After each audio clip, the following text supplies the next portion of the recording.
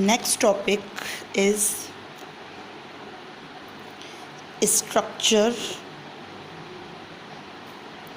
and working of electrochemical cell.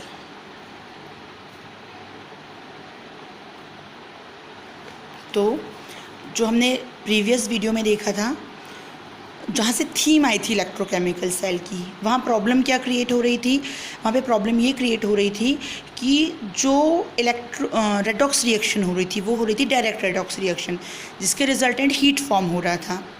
तो हमको output के फॉर्म में कुछ ऑथेंटिक चीज़ नहीं मिल रही थी। तो उसी थीम को लेते हुए साइंटिस्ट ने ड्राफ्ट किया हमारा एक इलेक्ट्रोकेमिकल सेल, और उन्होंने क्या लिया?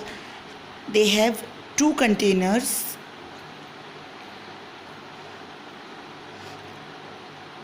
out of them in one container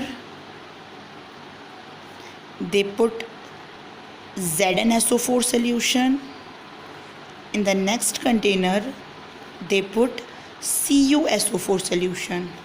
अब यहाँ पे स्पेसिफिक क्या था कि जिस तरह के आयन का ये सोल्यूशन ले रहे हैं उसी की रॉड उन्होंने उसमें ऐड करा। मतलब जिंक सल्फेट के सोल्यूशन में उन्होंने क्या डाला? Zinc rod. And copper sulphate के सोल्यूशन में उन्होंने क्या डाला? यहाँ पे copper rod.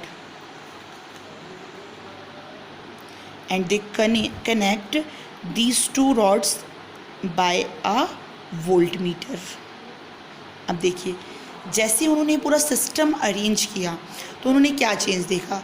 Firstly they observe that Zn loses electrons and form zinc ions। ठीक है, तो ये वाला जो सिस्टम था, ये यहाँ पर क्या हुआ? जो जिंक रॉड था it loses zinc ions and it release zinc ions and it loses electrons. और जो लूज इलेक्ट्रॉन थे it moves from zinc rod to copper rod, and through copper rod they enters in copper sulfate solution, and from copper sulfate solution they take Cu2 plus ions and converts these Cu2 plus ions to copper solid। मतलब in short अगर हम यहाँ देखें तो यहाँ पर क्या हो रहा है कि जो जिंक सल्फेट सोल्यूशन में जिंक रॉड डिप्ड है, यहाँ पर जिंक अपने इलेक्ट्रॉन को लॉस कर रहा है, Zn2 प्लस आयंस फॉर्म कर रहा है, और वो इलेक्ट्रॉन्स मूव कर रहे हैं फिर कॉपर रॉड की तरफ, और कॉपर रॉड की तरफ मूव करके कॉपर सल्फेट के सोल्यूशन में जा रहे हैं, और उस कॉपर सल्फेट के सोल्यूशन से कॉपर आयंस को लेकर ये इलेक्ट्रॉन्स अपने फ्यूज़ हो रहे हैं और किसका फॉर्मेशन कर रहे हैं? कॉपर सॉलिड का। तो धीरे धीरे करके यहाँ से कॉपर जिंक रॉड क्या होती जाएगी? अपना वेट लॉस करती जाएगी, और कॉपर रॉड के ऊपर कॉपर का क्या होता जाएगा? एक्यूमुलेशन होगा। तो यहाँ पर इलेक्ट्रॉन का ट्रांसपोर्टेशन कहाँ हो रहा है? Zinc rod to copper rod.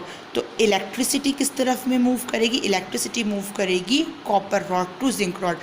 अब हमको यहाँ पे डिफाइन करना है which one is cathode and which one is anode. तो अब यहाँ पर एक चीज़ याद रखेंगे, हम कभी भी हम साइंस के बेसिस पर कैथोड और एनोड को डिफ़ाइन नहीं करेंगे। सबसे पहली चीज़, यहाँ पे इलेक्ट्रॉन प्रोड्यूस हो रहे हैं तो ये वाले रॉड में क्या चार्ज आ जाएगा? नेगेटिव। और यहाँ पे आके इलेक्ट्रॉन कंज्यूम हो रहे हैं तो यहाँ पर क्या चार्ज आ जाएगा? पॉजिटिव। ठीक है, ये जो प्रोसेस हो रही है लॉस ऑफ इलेक्ट्रॉन हो रहा है, यहाँ प्रोसेस क्या हो रही है? Gaining of electron. तो loss of electron is called oxidation and gaining of electron is called reduction. ठीक है, ये प्रोसेस हुई यहाँ पे इलेक्ट्रॉन का लॉस हुआ, then that is called oxidation. यहाँ पे इलेक्ट्रॉन्स का क्या हुआ? गेनिंग हुई, then that is called reduction. अब यहाँ पर हमेशा आप याद रखिएगा, जहाँ पर भी जिस भी जगह पर इलेक्ट्रॉन्स का ऑक्सीडेशन की प्रोसेस होगी दैट इज़ कॉल्ड एनोड, और जहाँ पर भी रिडक्शन की प्रोसेस होगी दैट इज़ कॉल्ड कैथोड। हम साइंस के बेसिस पर क्यों नहीं कहेंगे कि नेगेटिव साइन वाला एनोड होगा और पॉजिटिव साइन वाला कैथोड होगा?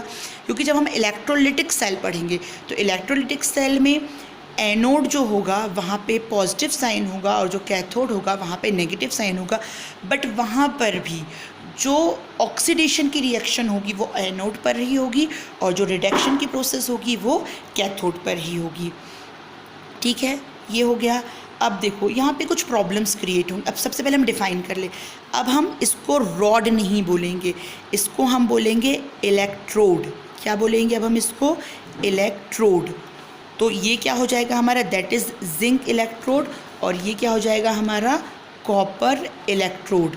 सेम एज ये जो सोल्यूशन, इसको हम जिंक सल्फेट सोल्यूशन और कॉपर सल्फेट सोल्यूशन नहीं बोलेंगे, हम इसको बोलेंगे हम इलेक्ट्रोलाइट। ये क्या कहलाएंगे? इलेक्ट्रोलाइट। ये टर्म अब हमारे स्पेसिफिक साइंटिफिक टर्म हो जाएंगे। The rods are called electrode and the solution is called electrolyte. अब यहाँ पे प्रॉब्लम क्या होगी? यहाँ पे प्रॉब्लम ये क्रिएट होगी, देखो कुछ लोगों को क्या लगता है कि धीरे धीरे करके जिंक रॉड पूरी डिज़ोल्व हो जाएगी और कॉपर रॉड क्या हो जाएगी, यहाँ पे कॉपर रॉड थिक हो जाएगी, तो ट्रांसपोर्टेशन जो सर्किट होगा वो सर्किट ब्रेक होगा। बट उसके पहले भी एक प्रॉब्लम क्रिएट होगी। वो प्रॉब्लम ये होगी कि देखो यहाँ पे क्या हो रहा है, जिंक के आयंस रिलीज़ कर रहा है, तो धीरे धीरे करके इसके आसपास में कौन से आयंस इंक्रीज़ हो जाएंगे? Positive ion. कौन से आयन इंक्रीज़ हो जाएंगे यहाँ पे? Positive ions. और यहाँ पर कॉपर आयंस क्या हो रहे हैं? कंज्यूम हो रहे हैं। जब कॉपर आयंस कंज्यूम हो रहे हैं तो यहाँ पे हमारे कौन से आयंस हमारे रिमेनिंग बचेंगे? Sulphate ion. Sulphate ion means क्या होगा? SO4 2-, मतलब यहाँ पर हमारे कौन से आयंस इंक्रीज़ हो जाएंगे? Negative ions. तो धीरे धीरे करके यहाँ पर क्या होगा, जो कंसंट्रेशन, वो कंसंट्रेशन में डिफरेंस देगा। हमको स्टार्टिंग में एक चीज़ याद रखना है कि हमको दोनों का कंसंट्रेशन 1 मोलर या फिर जो भी लेंगे कंसंट्रेशन हमको सेम लेना है।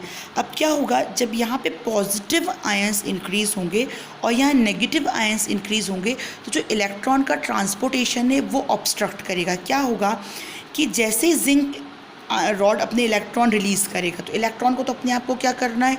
यूज़ करवाना है। जब उसको जैसे ही वो रिलीज़ होगा यहाँ पे उसको पॉजिटिव आयंस मिल जाएंगे, तो वहीं की वहीं पर क्या हो जाएगा, अपने आप को यूटिलाइज़ करने की कोशिश करेगा और वो आगे मूव नहीं कर पाएगा। और अगर मान लीजिए कुछ इलेक्ट्रॉन्स आगे मूव करते भी हैं तो यहाँ पर कौन से चार्जेस हैं? नेगेटिव चार्जेस हैं। और उस नेगेटिव चार्जेस की वजह से इलेक्ट्रॉन पे भी क्या चार्ज होता है? Negative charge. तो ये नेगेटिव चार्ज इलेक्ट्रॉन के नेगेटिव चार्ज को रिपेल करेंगे। इट मीन्स या तो यहाँ से इलेक्ट्रॉन रिलीज़ होंगे ही नहीं, और कुछ इलेक्ट्रॉन अगर यहाँ पे आए भी तो क्या होंगे, वो इलेक्ट्रॉन यहाँ पे आ नहीं पाएंगे क्योंकि इलेक्ट्रॉन क्या हो जाएंगे, यहाँ पे रिपल्सिव फोर्स वर्क करेगा। मतलब ओवरऑल ट्रांसपोर्टेशन ऑफ इलेक्ट्रॉन यहाँ पे रुक जाएगा। जब ट्रांसपोर्टेशन ऑफ इलेक्ट्रॉन यहाँ पे रुक गया तो यहाँ पे इलेक्ट्रिसिटी का ट्रांसपोर्टेशन भी रुक जाएगा, मतलब जो सेल वर्किंग है वो स्टॉप हो जाएगी। इस प्रॉब्लम को सॉल्व करने के लिए जिस चीज़ का हम यूज़ करते हैं that is called salt bridge. तो इसको हम देखेंगे नेक्स्ट टाइम।